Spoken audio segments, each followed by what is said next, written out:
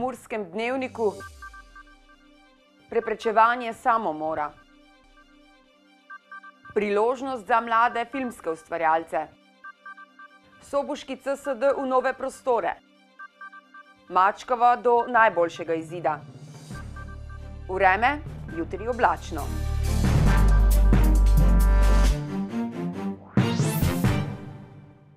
Drage gledalke, cenjeni gledalci, lepo pozdravljeni. 10. septembra obeležujemo Svetovni dan preprečevanja samomora. Samomorilno vedenje ne pozna meja in lahko prizadene vsakogar. Ne glede na starost je samomor vsako leto med 20 vodilnimi vzroki umrljivosti na svetu in zaradi samomora vsako leto umre več kot 800 tisoč ljudi. Samomor je v veliki meri možno preprečiti in pri tem lahko sodeluje vsakdo. V Sloveniji je sicer v letu 2017 za posledicami samomora umrlo 411 ljudi. V naši regiji je bilo nekaj pod povprečjem večletnim samomorov, tako da statistike, podatki za našo regijo kažejo upad števila samomorov, čeprav je to še vedno visoko število in Slovenija kot država ima nadpovprečno število samomorov v primerjavi z drugimi evropskimi državami. Razmerje med moškimi in ženskami samomori je znašalo 3,8, kar pomeni, da za posledicami samomora umre približno 4-krat več moških kot žensk.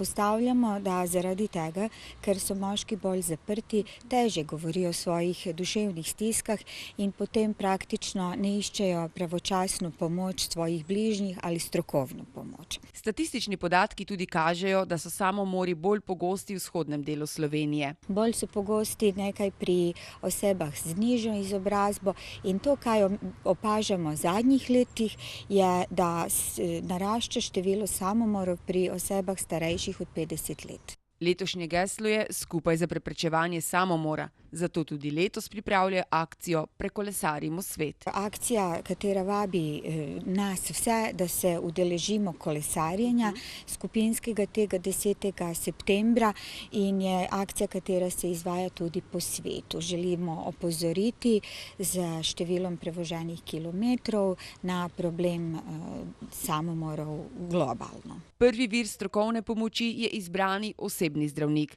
Za podatke o ustreznih oblikah pomoči ali samo za podporo in pogovor se lahko obrnete tudi na telefone za pomoč v stiski, ki jih najdete na spletu. Evropska komisija je v sklopu kampanje EU and Me objavila natečaj za mlade filmske ustvarjalke in ustvarjalce. Več informacij o natečaju nam bo podal vodja informacijske točke Europe Direct Pomurje, Dejan Bogdan. Lepo pozdravljeni. Pozdravljeni. Torej, mogoče, če uvodoma pojasniva, katere pogoje oziroma katerim pogojem morajo ustrezati ti, ki se želijo prijaviti. Torej, natečaj je namenjen mladim filmskim ustvarjalcem in sicer od starosti od 18 do 35 let. Sam natečaj pa predvideva 5 kategorij, med drugim so to, mobilnost, trajnostni razvoj, pravice, digitalizacija in tako naprej. Zmagovalcem tega natečaja pa se obetajo tudi zanimive nagrade. Tako je, vsake izmed 5 kategorij bo izbran zmagovalec, ki bo prejel 7500 evrov za snemanje filma. Ta film bo snemal skupaj oziroma s pomočjo priznanih evropskih filmskih ustvarjalcev, ki so med drugim sodelovali tudi v pripravi zelo odmevnih kratkih filmov v okviru kampanje EU and Me. Je pa nekako napotek za vse tiste zainteresirane, naj se nekako filmi dotikajo vpliva Evropske unije na naše vsakdanje življenje. Kakšen pa je sam postopek prijave na natečaj?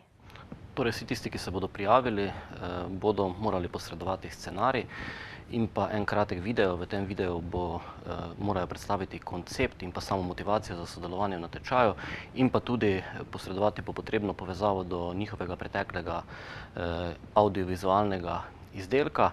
Za vse podrobne informacije vabim vse zainteresirane, da preberejo pravila natečaja na spletni strani EU and Me. Sama prijava je elektronska, še posebej pomembno pa je, da imajo v mislih skrajni rok prijave, to pa je 31. oktober letos. Najlepša hvala za ta pojasnila. Hvala za vabilo. Neodpadna embalaža na dvoriščih in v skladiščih izvajalcev javnih služb se kopičijo tudi odpadne sveče. Po oceni Zbornice komunalnega gospodarstva pri Gospodarski zbornici Slovenije jih je trenutno po vsej Sloveniji okoli 1285 ton, kar predstavlja velik ekološki problem. V Sloveniji za odpadne sveče velja razširjena odgovornost proizvajalca. V Sloveniji delujejo 4 družbe, ki skrbijo za odvoz odpadnih sveč. V skladu z državno uredbo bi Ministrstvo za okolje in prostor moralo objaviti deleže, v katerih mora vsaka od družb odpeljati sveče od posamečnih izvajalcev javnih služb. Vendar v Zbornici komunalnega gospodarstva opozarjajo, da ministrstvo do zdaj tega še ni naredilo.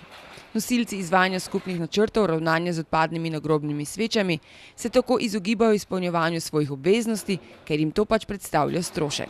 Zaloge odpadnih sveč medtem ostajajo na dvoriščih komunalnih podjetij. Odpadne sveče se kopičijo predvsem na vzhodnem koncu države, potem ko je tam po lanskem požaru v predelovalnici sveč v Ljutomeru ta ostala zaprta. Tako trenutno le dela predelovalnica na Jesenicah. Soboški center za socialno delo, ki se prišteva med večje v državi, bo kmalu zamenjal prostore. Da bi zagotovili boljše delovne pogoje, se zavod seli Slovenske ulice na Trg Zmage v prostore Nove Ljubljanske banke. Pri selitvi je že pred časom prišlo do rahlega zamika, ko je bil datum premaknjen z 1. avgusta na 1. september. Na samo odprtje novih prostorov pa bo zdaj, kot kaže, treba počakati še nekaj dni. Kot so sporočili iz Centra za socialno delo Murska Sobota, bodo namreč na novi lokaciji začeli delovati prihodnji ponedeljek. Spomnimo, da so se za spremembo odločili v želji po zagotavljanju boljših pogojev tako za zaposlene kot za uporabnike, saj njihovi dosedanji prostori niso več primerni za delo. Skupna površina najetih prostorov v poslopju na Trgu Zmage je dobrih 1000 kvadratnih metrov, kar vključuje poslovni prostor, hodnike s čakalnico in pomožne prostore. Prostori imajo ločen vhod iz javnih površin, dostopajo omogočen tudi gibalno oviranim osebam in sicer z dvigalom. Sicer pa nova lokacija ni edina sprememba, ki se obeta Soboškemu centru za socialno delo. Začetkom oktobra se bodo namreč dosedanji centri za socialno delo v regiji, torej Center za socialno delo Murska Sobota, Gornja Radgona, Lendava in Ljutomer spojili v Center za socialno delo Pomurje. Ta bo imel sedež v Murski Soboti, posloval pa bo tudi zunaj sedeža na naslovih dosedanjih centrov za socialno delo. Prekmurska strelka Jasmina Maček je zasedla 10. mesto v trapu na svetovnem prvenstvu v Južni Koreji. Prekmurka je zadela 114 glinastih golobov, do preboja v velik finale, 6 najboljših strelk na svetu pa sta izmanjkali 2 točki.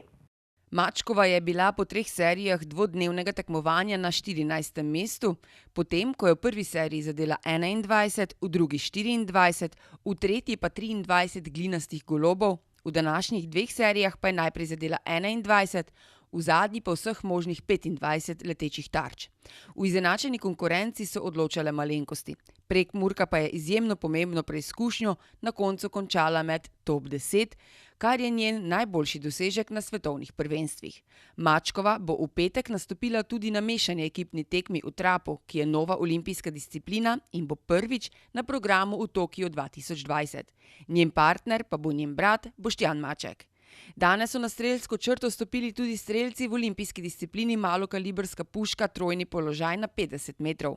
Slovenija je imela v eliminacijah 2 predstavnika, na glavno tekmo pa se je uvrstil le Rajmond Debevec. Izid drugega slovenskega predstavnika Robija Markoja ni zadostoval za preboj na osrednjo preizkušnjo. Na spletnem portalu sobotainfo.com poročajo, da so priprli vodjo Štajerske varde, hišne preiskave pa so opravljali tudi na območju policijske uprave Murska Sobota. Več na sobotainfo.com, mi pa si poglejmo še kratke novice.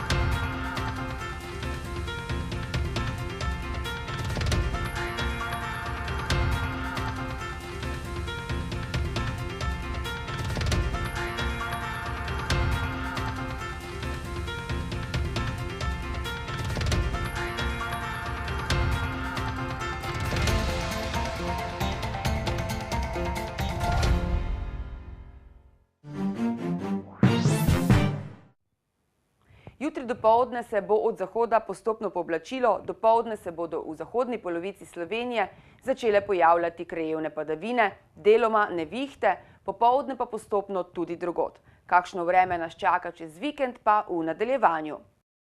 Danes smo imeli delno jasen dan s temperaturami okrog 25 stopinj Celzija. Opoldne ste v Krajinskem parku Goričko, Radencih in Lendavi namerili 21 stopinj, v Murski Soboti pa 2 stopinji več. Jutri dopoldne se bo od zahoda postopno pooblačilo. Dopoldne se bodo v zahodni polovici Slovenije začele pojavljati krajevne padavine, deloma nevihte, popoldne pa postopno tudi drugod. Krajevne padavine se bodo nadaljevale v noč na soboto. Najnižje jutranje temperature v severovzhodni Sloveniji se bodo v Murski Soboti in Mariboru gibale okrog 15 stopinj, dnevne pa se bodo povzpele do 25. V soboto bo še spremenljivo vreme in predvsem sredi dneva in popoldne bodo še krajevne plohe. V nedeljo bo sončno, zjutraj bo ponekod po nižinah megla, popoldne v gorah ni izključena kakšna ploha ali nevihta. Temperature v naših krajih se bodo dopoldan gibale med 12 in 16, dnevne pa okoli 26 stopinj Celzija. Toliko smo vam pripravili za danes, več zanimivih vsebin pa najdete na naši spletni strani. Z nami bodite tudi jutri. Nasvidenje.